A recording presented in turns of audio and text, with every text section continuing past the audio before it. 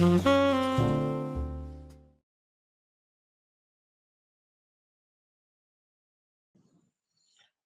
kita berdoa sekali lagi dalam pembacaan firman Tuhan.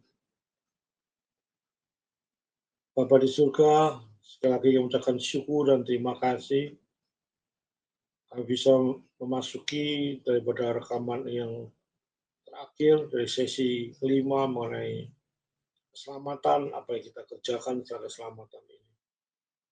Bila ini menjadi suatu bekal bagi orang-orang yang mendengarkan rekaman-rekaman ini disiarkan di mana ditempatkan supaya mereka menjadi berkat dengan kebenaran-kebenaran firman ini Tuhan.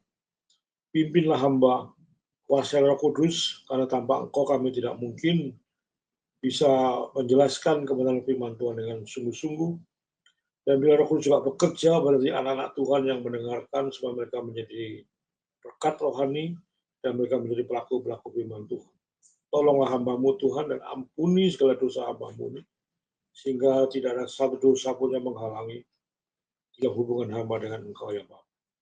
Dalam nama Tuhan Yesus sama berdoa dan mengucapkan syukur. Yang percaya katakan amin. Saudara, di dalam versi yang terakhir ini, saudara, yang kelima, di mana tadi saya jelaskan di dalam sesi sebelumnya bahwa Ibrani 13 ini bicara mengenai hal-hal yang praktis. Setelah dia bicara mengenai doktrinal, salah satu hal yang praktis yaitu mengenai kasih, kekudusan, dan mengenai rasa cukup. Saya coba tadi saya membahas masalah kasih, dan ini yang sesi yang terakhir bahwa kita akan membahas masalah kekudusan dan rasa cukup. Saudara, apa dimaksud kekudusan seksual?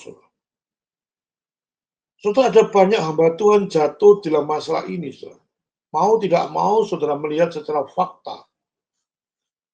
Hamba Tuhan seringkali jatuh dalam 3 hal. Itu masalah seksual dari wanita, masalah keuangan, masalah kekuasaan.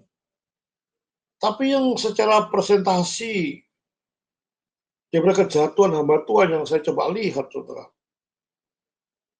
Ada 2 hal yang banyak terjadi kejatuhan, yaitu masalah dosa seksual dengan dosa keuangan. Kekuasaan itu ada, cuma jarang sekali. 2 hal ini memang sesuatu yang menyulitkan. Betul-betul suatu struggle ya, suatu perjuangan. Karena makin besar seseorang, itu godanya makin besar. Saudara mungkin sebagai jemaat biasa yang biasa-biasa itu pekerjaan biasa, atau hamba Tuhan lah.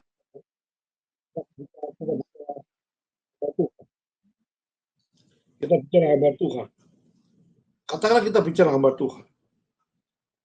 Mungkin dulu masalah kecil, hamba Tuhan kecil tidak ada satu hal-hal yang bisa bisa menggoda, tapi begitu besar coba kita lihat hamba-hamba Tuhan yang besar-besar itu jatuh.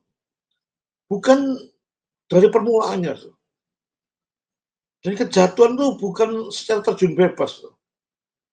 Pasti ada gejala-gejala. Dan gejala ini seringkali diabaikan oleh hamba Tuhan. Istilah kasarnya itu orang Jawa bilang, masalah kecil sudah tidak bereskan. Akan terus menjalan menjadi masalah besar. Setelah hamba Tuhan makin besar, namanya makin mencuat. Tidak sadar bahwa itu menggerogoti godaan-godaan itu muncul. Dan memang itu sasaran setan.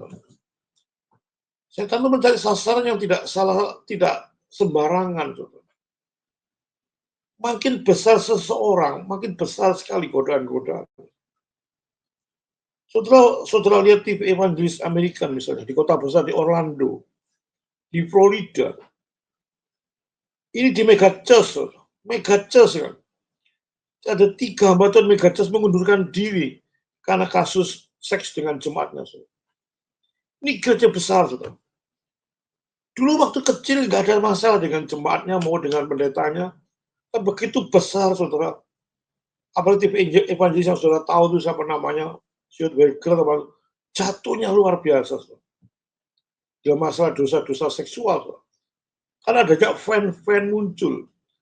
Ada banyak orang senang dengan khotbah-khotbahnya, macam-macamnya, kebutuhannya. Sehingga muncullah sesuatu godaan-godaan itu ada di dalam diri mereka. Di Surabaya saya coba lihat secara fakta, kan saya kenal pendeta, saya tidak akan menyebutkan namanya, gerejanya. Saya sudah bicara kalau sudah masalah orang kejatuhan di dalam etika, di dalam moral, masalah kejatuhan, saya tidak akan menyebarkan. Kita menyebutkan, cuma menyebut ada kejadian seperti, tapi tidak akan mau menyebutkan namanya gerejanya. Gereja besar di Surabaya. Yang benar pendetanya seringkali kenal sama saya dan banyak saya undang di gereja saya juga.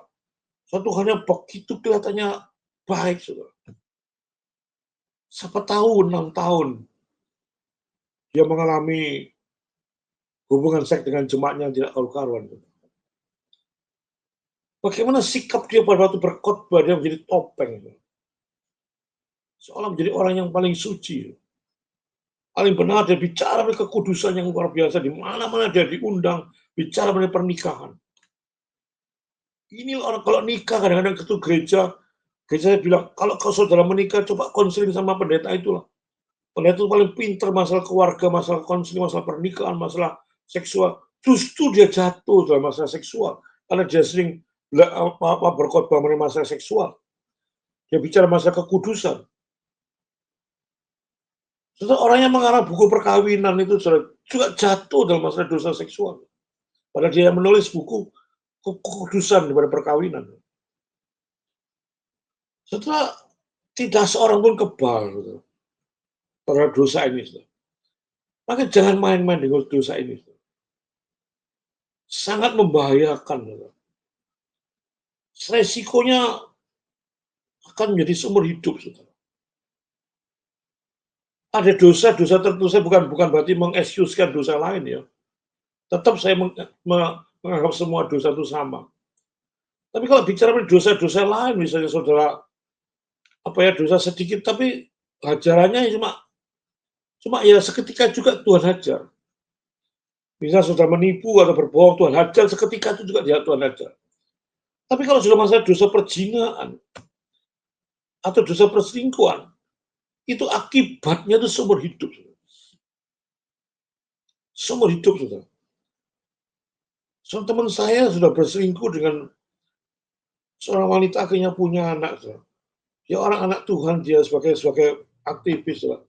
Dan dia tahu pada waktu dia melakukan suatu kesalahan itu, dia seumur hidup menderita. Bahwa dia harus memelihara anaknya sampai mati, dia harus pelihara anaknya. Ini dinamakan dosa yang berdampak luas sekali. Saudara. Sehingga sangat hati-hati sekali saudara, dalam hal perkawinan. Ini menyangkut perkawinan. Di Alkitab sudah dijelaskan jangan mencemarkan tempat tidur. Pernikahan itu harus dijunjung tinggi dan dihormati sebagai suatu institusi yang Allah sendiri tetapkan antara pria dan wanita. Saudara, di dalam menghadapi problem-problem ini, saudara, memang kita harus beda menghadapi kasus perzinahan ini, dosa seksual dengan dosa-dosa lain. Saudara, saya lihat kalau dosa-dosa lain, misalnya saudara menipu, saudara, atau hutang tidak membayar, ataupun macam-macam dosa. Saudara mesti harus menghadapi. Hadapi. Saudara tidak bisa membayar hutang dengan orang lain, saudara mesti hadapi orang itu. Saudara punya kesalahan pada orang lain, saudara hadapi orang itu minta ampun. Pokoknya dosa-dosa apa itu harus kita hadapi. Jangan lari. Jangan lari dari masalah. Jangan lari dari problem, tapi selesaikan problem dengan gentleman. Datangi. Sehingga saudara bisa membereskan dosa itu dengan semaksimal mungkin. Terjadi rekonsiliasi dengan baik-baik. Saudara benci pada orang, datangi orang itu minta ampun, saya ampuni saya. Karena saya benci. Saudara tidak bayar, datang ini, saya tidak mampu bayar. Bagaimana saya mengangsur, bagaimana entah dengan cara apa. Pokoknya datangi. Sehingga terjadi satu hal yang begitu beres. Itu tidak menghadapi dosa-dosa yang lain. Memang ini tidak ada Alkitab, tapi Alkitab juga ada. Dikatakan Amsal mungkin bicara Kalau sudah bicara mengenai masalah menghadapi dosa seksual, saudara, itu Alkitab mengatakan larilah. Itu dari Amsal, saya lupa ayatnya. Amsal berapa gitu. Larinya, flee from.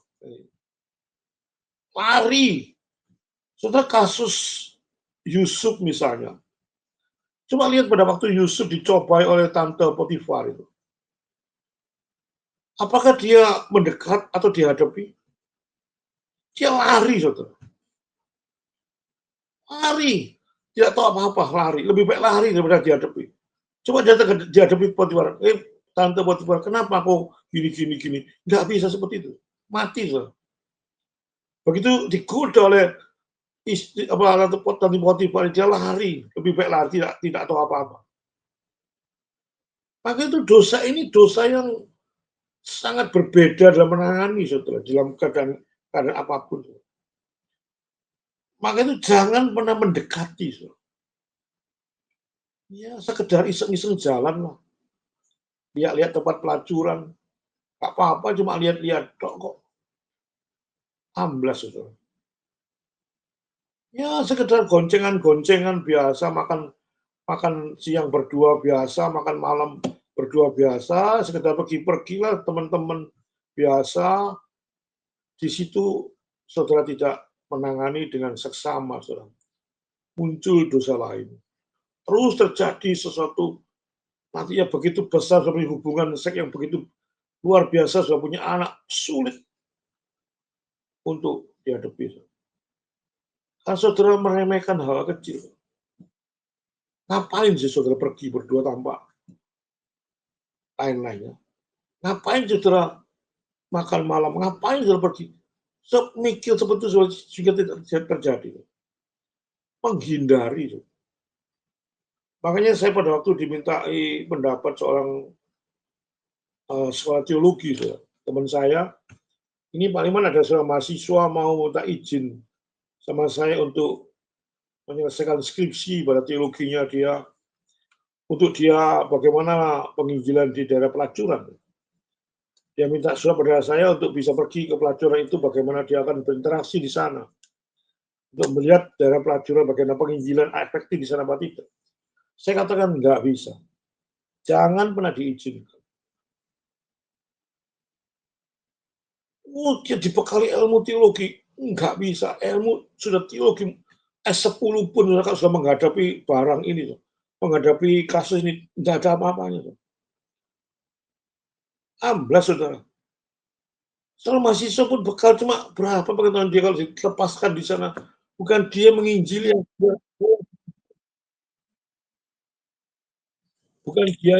bukan dia menginjili orang, tapi dia yang diinjili.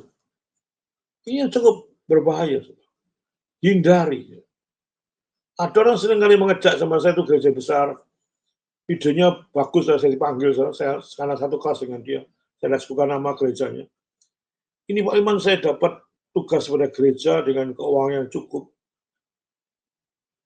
Ayo coba kontrak ruko di TP, di sebelahnya disko. Di TP ada disko, saudara. Kita kontrak ruko, sebetulnya ada satu ruang kosong.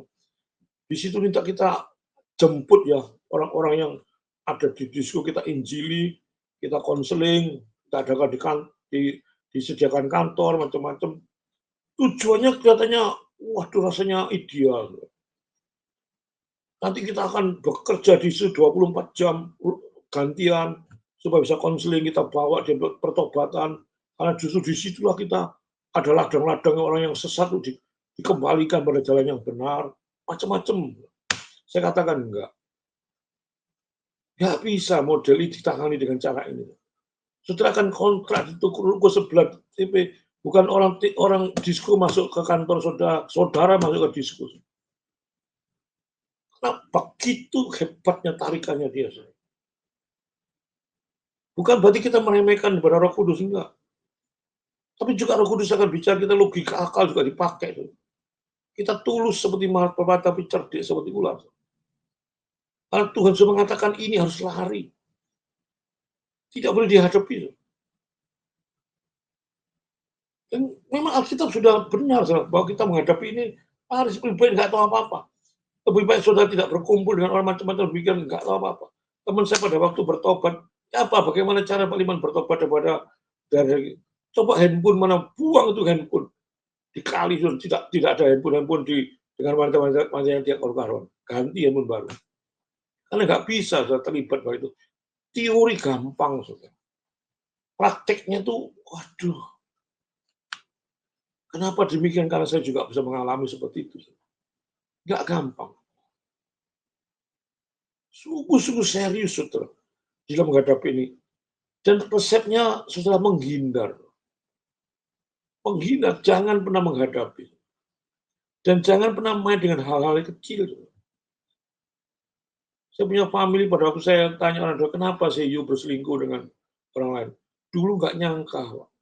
Sekarang sudah, aduh, nggak bisa diselesaikan. Karena sudah punya anak dua. Bagaimana menangani? Gara-gara satu kecil. Sehingga muncul satu timbul sudah besar, saudara. Aduh, rasanya hidup itu neraka semua hidup. Makanya hati-hati, saudara.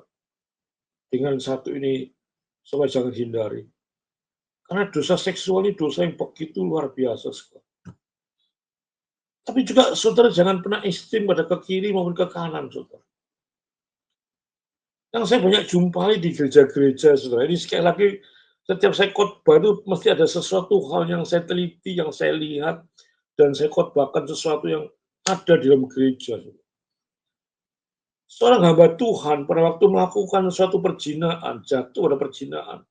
Mungkin dia berzina dengan jemaahnya atau dia main sama orang lain, dia jatuh. Di situ habis. Saudara. Gereja memvonis hamba Tuhan itu tidak pantas jadi hamba Tuhan. Divonis integritasnya habis semua, tidak seumur hidup dia diberi kesempatan. Itu kenyataan. Cuma gereja-gereja Pantekosta, saudara, yang saya tahu sendiri. Pas begitu mulai pendetanya ada perselingkuhan, ada sedikit saja, dihabisin.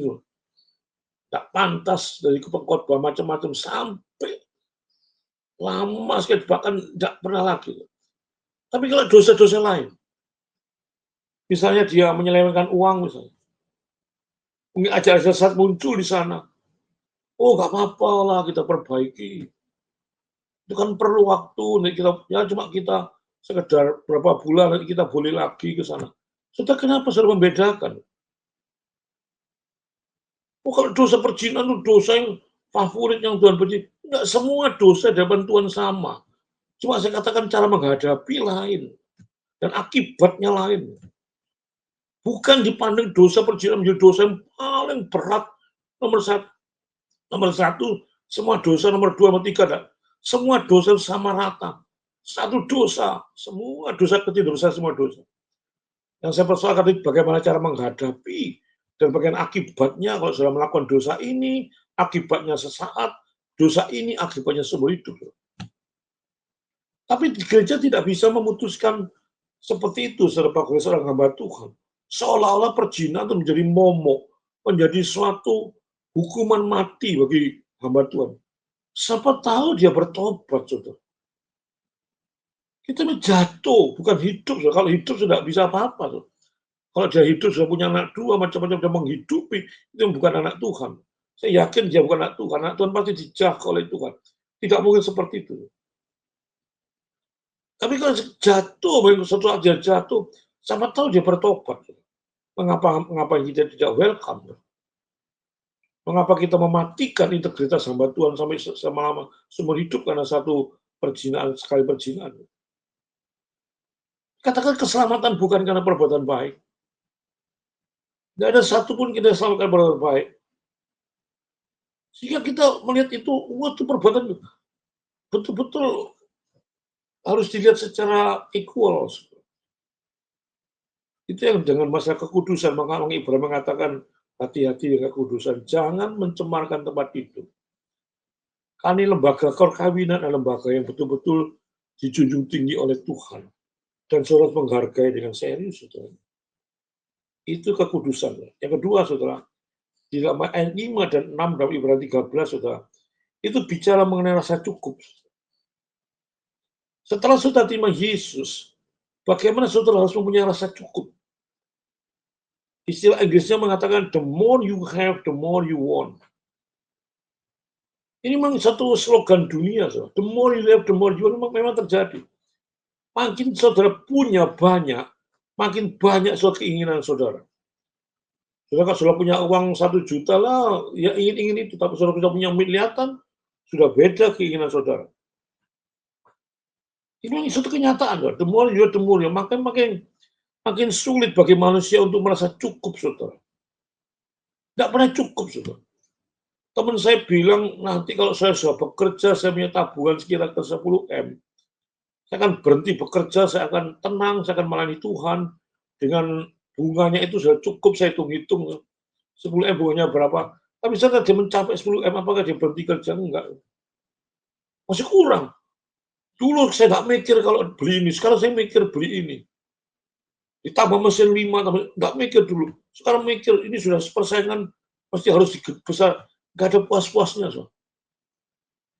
Rasa cukup itu tidak ada pada diri mereka, karena mereka memandang sekitarnya.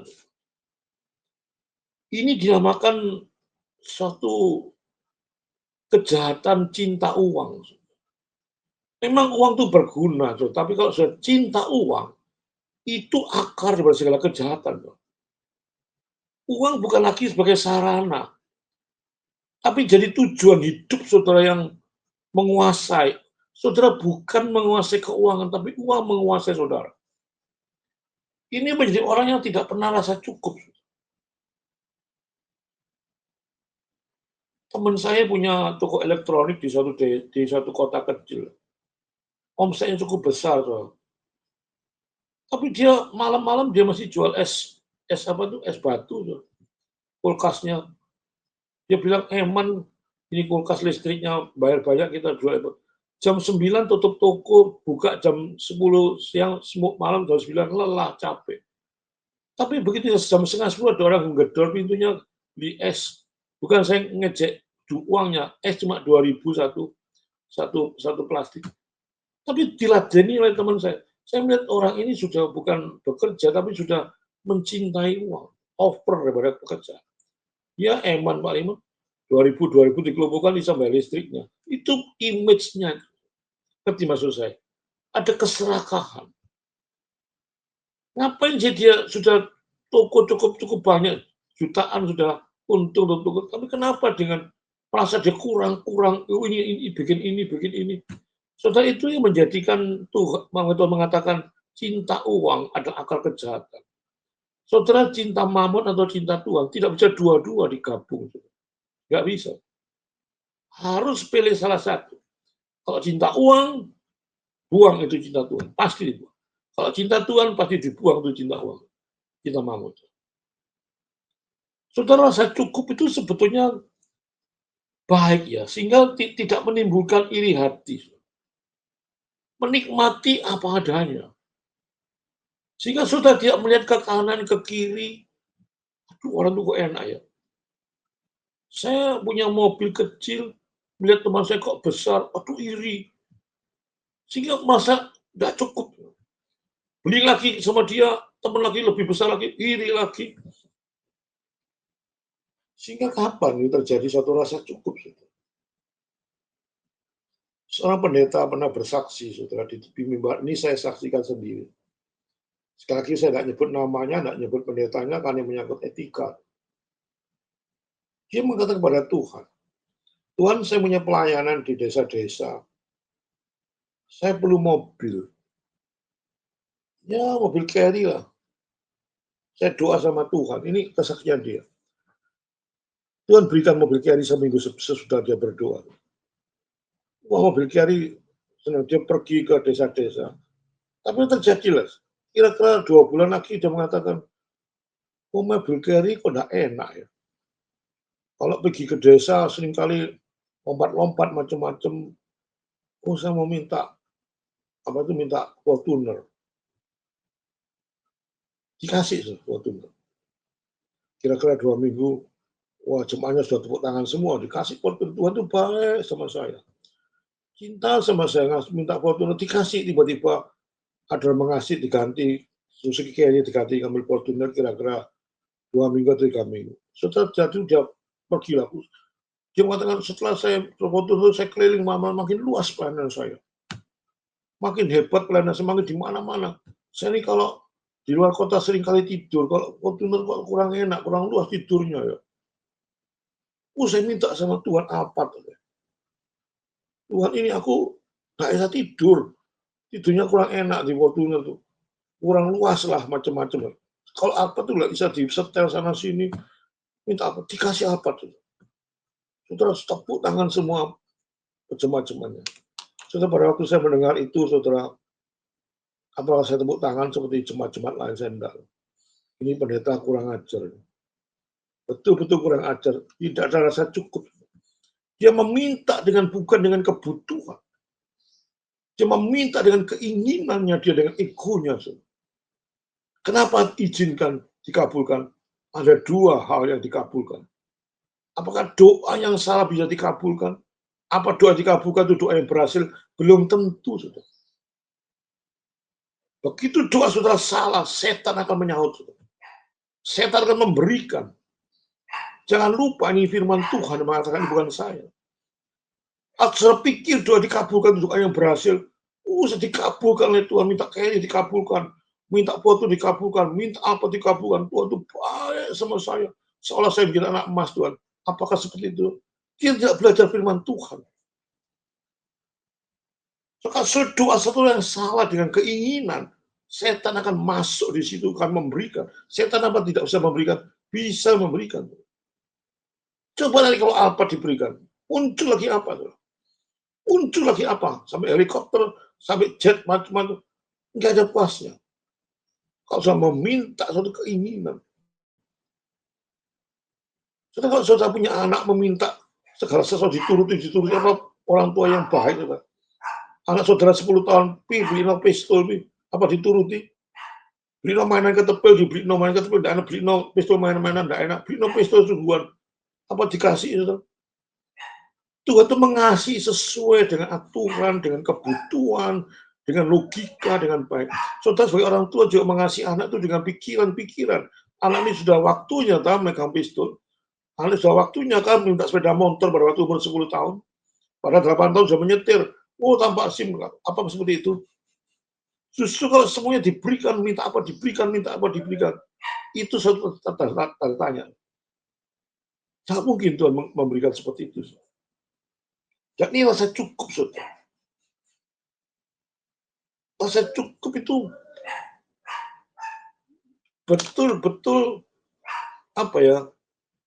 Rasa cukup itu betul-betul membuat kita tuh enak gitu, rasa hidup ini enak. Sungguh-sungguh enak.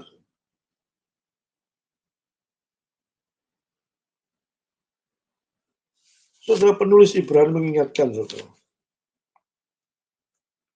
Di tengah-tengah penderitaan dari jemaat Ibrani yang begitu sulit, dia miskin. Menghadapi penderitaan, saudara. Sulit sekali, saudara, menghadapi. Pak Ferdi, bisa diberhentikan sebentar, Pak Ferdi? Pak Ferdi. Ya, sebentar saya sendirian di rumah. Sorry Pak, nanti kalau nggak diterima sih ayamnya bau. Berapa kilo? Aman. Oke, bisa diteruskan Pak Di? Mana tadi? Ya, lanjut aja Pak. Ya, oke lanjut Pak ya. Oke ya. Saudara, oleh karena itu saudara, rasa cukup itu betul-betul harus ada di dalam diri seorang anak Tuhan atau hamba Tuhan terutama. Penulis Ibrani selalu mengingatkan bahwa kita sebagai hamba-hamba Tuhan itu betul-betul ada rasa cukup. Karena Tuhan juga berjanji kepada anak-anak Tuhan. Tuhan itu berjanji, aku tidak akan pernah meninggalkan engkau. Itu janji Tuhan. Berarti ada satu kebutuhan secara primer. Tidak mungkin Tuhan tidak berikan. Itu bisa saudara imani, karena memang itu janji Tuhan. Dan janji Tuhan itu tidak pernah meleset, saudara. Kalau itu memang kebutuhan, saya rasakan kebutuhan secara primer. Makanan, minuman, rumah tinggal, walaupun sekedar kos pun itu puji Tuhan. Saya tidur di kos, bukan tidur di bawah jembatan. Puji Tuhan saya bisa makan, bisa minum, walaupun saya secara sederhana ikannya cuma ikan biasa, minum biasa. Tapi itu kebutuhan itu pasti Tuhan lengkapi, karena Tuhan mengatakan burung di udara pun aku beri makan, apalagi kamu. Itu bukan masalah keinginan, saudara. Yang saya saksikan tadi itu, pendeta tadi itu sudah ber, bersesuatu yang keinginan dia. Kalau keinginan itu saudara ungkapkan semua, saudara, tidak ada habis-habisnya. Dan hati-hati pada waktu doa dikabulkan. Saudara, orang Kristen jangan melihat secara pragmatis, saudara. Melihat satu prosesnya. Saudara. Saya sering kali itu melihat prosesnya. Lu ini sembuh kok. Kenyataannya dia pegang hamba Tuhan itu sembuh. Saudara jangan melihat kesembuhannya itu terjadi secara pragmatis. Tapi prosesnya itu betul loh. Betulkah hamba Tuhan menyembuhkan dengan cara-cara seperti itu? Itu menjadi satu problem. Saudara. Pokoknya saya kan kaya-kaya, dapat uang banyak. Prosesnya yang tidak betul. Tuhan itu tidak menginginkan hasilnya, tidak menginginkan prosesnya. Soal menginjili begitu luar biasa, Yeremia katakan, tidak ada orang terima Tuhan Yesus. Tidak masalah bagi Yeremia, karena itu terima Tuhan itu urusan Tuhan. Yang penting dia Injil dengan diselesaikan dengan cara-cara baik. Coba bekerja semaksimal mungkin, saudara. Kalau memang penghasilan saudara sedemikian, enak ya dokter itu ya, cuma tinggal sentuh-sentuh, tutup-tutup, menit sudah ratusan juta. Enak ya itu pedagang itu tidak pernah kerja di rumah, kantor AC semua, di rumah tengok-tengok tidur, beli uang. Saya kerja mati-matian kok tidak bisa apa-apa, tidak bisa apa-apa. Sudah itu bukan rasa cukup, tapi iri hati pada orang lain. Tuhan itu punya ukuran-ukuran standar yang setiap orang itu beda-beda. Nah, dengan komunis sama rata. Kalau Tuhan itu apakah tidak adil? Adil. Justru kalau semua rata justru tidak adil. Semua jadi bos semua, nggak adil Tuhan. Siapa jadi pegawainya? Semua jadi pegawai semua, siapa jadi bosnya? Jadi Tuhan tuh di dalam kehidupan itu masih harus keseimbangan. Dan saudara mesti tahu saudara ditaruh di mana. Sebagai hamba Tuhan, secara full time saudara memadikan sebagai hamba Tuhan, saudara tahu sebagai hamba Tuhan mesti tidak mungkin kaya. Itu sudah tahu, saudara. Bahwa pekerjaan hamba Tuhan itu tidak mungkin kaya kalau kaya sesuatu yang tidak beres pada hamba Tuhan itu. Karena hamba Tuhan itu blessed to the blessed, saudara. Diberi memberi. Saudara. Gak bisa dia menumpuk harta karena kenikmatan sendiri. Banyak orang membutuhkan. Maka seringkali saya menegur hamba Tuhan yang mempunyai kekayaan yang berlebihan dengan menikmati. Ini kan hasil karya saya, Pak. Saya punya teman satu kelas, wah hebatnya, besarnya sekali mereka. Saya tidak sungkan-sungkan menegur. Ngapain you punya you beli ini? Bagikan di gereja-gereja desa-desa itu banyak membutuhkan sekali. Tidak ada habis-habisnya uang kalau sebagian banyak berkat-berkat sebagian banyak membutuhkan. Berapa jumlah gereja di desa yang begitu minimnya sekali, tanpa atap pun pernah, tanpa lantai pun ada. Tempat duduknya sekedar stiker masih ada. Apa itu jadi beban bagi saudara saya. Kalau berkat itu muncul. Bukan dinikmati secara eksklusif, saudara. Dinikmati secara ego. Itu hamba. Kalau pengusaha beda lagi. Saya tidak akan menegur hamba seorang pengusaha naik motor yang besar-besar, itu haknya dia karena dia memang bekerja dalam bidang usaha. Tapi kalau sudah merasakan sebagai hamba Tuhan, tidak pantas sebagai hamba Tuhan mempunyai suatu kelebihan yang sangat berlebihan. Cukup, saya rasa. Cukup, saudara. Hati yang gembira itu adalah obat yang manjur dari Alkitab. Di mana kata kita tidak ada iri hati, tidak ada rasa dengki, itu merasa satu gembira. Tuhan, terima kasih aku diberikan mobil ini. Walaupun mobil ini kecil, sederhana, tapi kan aku masih bisa, mobil itu tidak kehujanan, masih bisa tercapai, masih bisa dikendarai. Puji Tuhan. Seorang mengeluh pada saya, Tuhan, saya tidak punya rumah, Pak Liman. Ya, coba kamu minta rumah sama Tuhan, tapi di samping kamu minta rumah sama Tuhan, kamu juga ucapkan syukur pada Tuhan. Tuhan, aku kepingin rumah. Berapa puluh tahun saya tidak punya rumah, Tuhan. Tolong Tuhan buka jalan di rumah. Tapi di samping saya mengucapkan syukur pada Tuhan, walaupun Tuhan tidak memberikan rumah, tapi saya masih bisa kontrak. Loh. Ngerti maksud saya? Dua-dua itu imbang. Tuhan itu tahulah waktunya kapan pasti tahu, karena Tuhan Maha tahu. Sehingga saudara tidak mengatur-ngatur Tuhan. Tidak ada rasa iri hati. Saudara iri hati pada orang lain tidak akan kecapek. Sampai mati pun saya bekerja, saya tidak akan tercapai. Lebih baik nikmati apa adanya. Punya nyonya gini ya, jual nikmati lah. Punya anak gini ya nikmati lah. Nggak perlu, waduh itu anaknya sana kok hebat.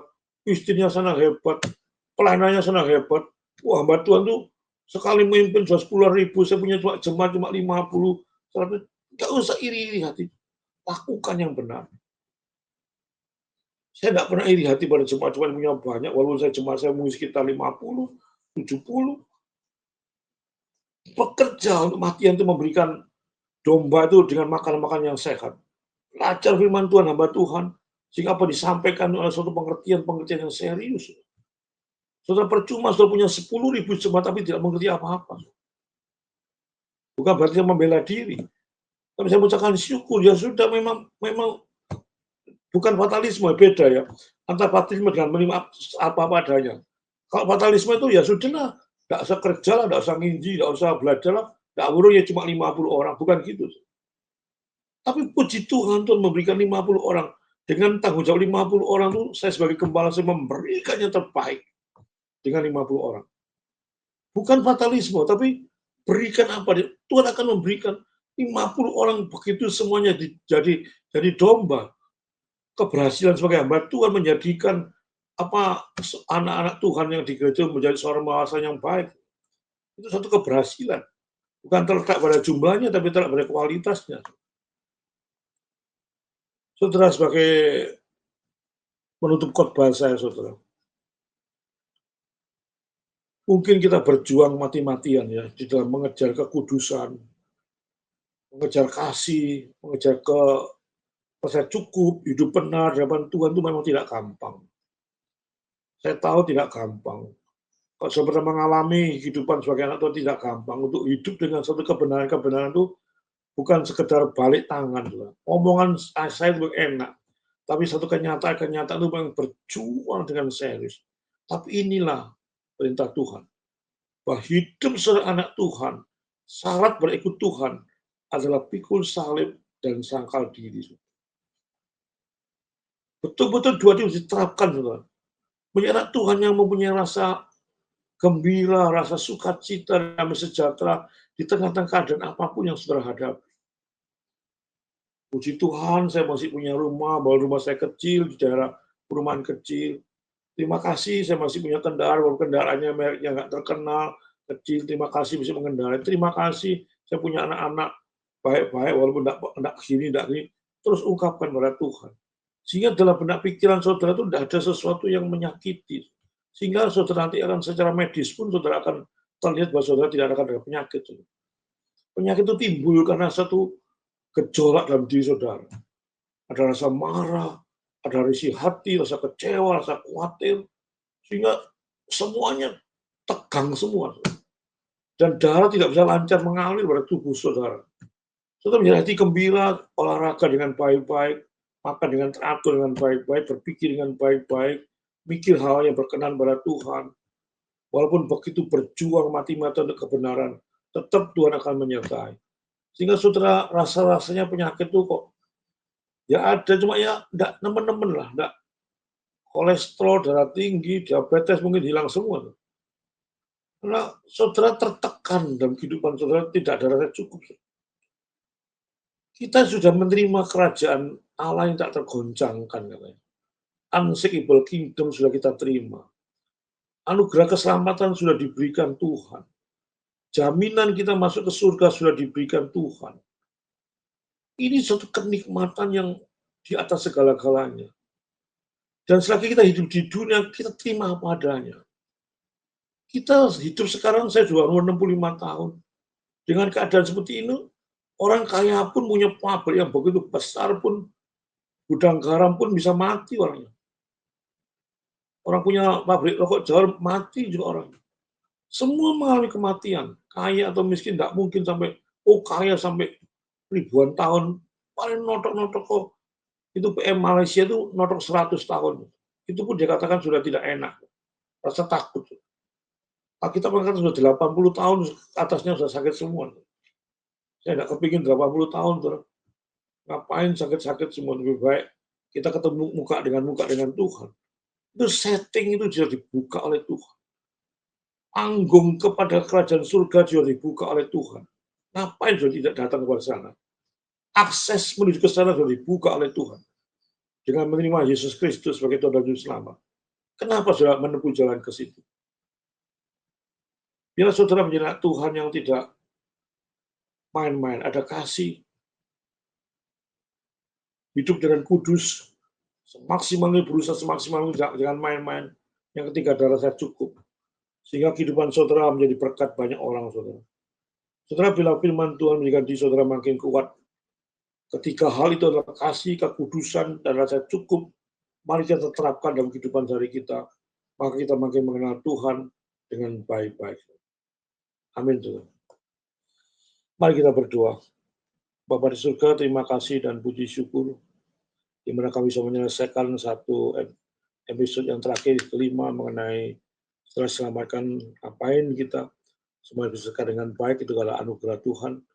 Jadi besok ada sesi baru lagi, kita akan mencoba judul apa yang sangat tepat, sangat relevan yang kami beritakan, Tuhan. Yang memberikan iluminasi, memberikan pencerahan, memberikan inspirasi pada hamba-Mu untuk bisa menyampaikan kepada firman Tuhan dengan baik-baik. Terima kasih Bapak. Dalam nama Tuhan Yesus sama berdoa dan mengucapkan syukur. Amin.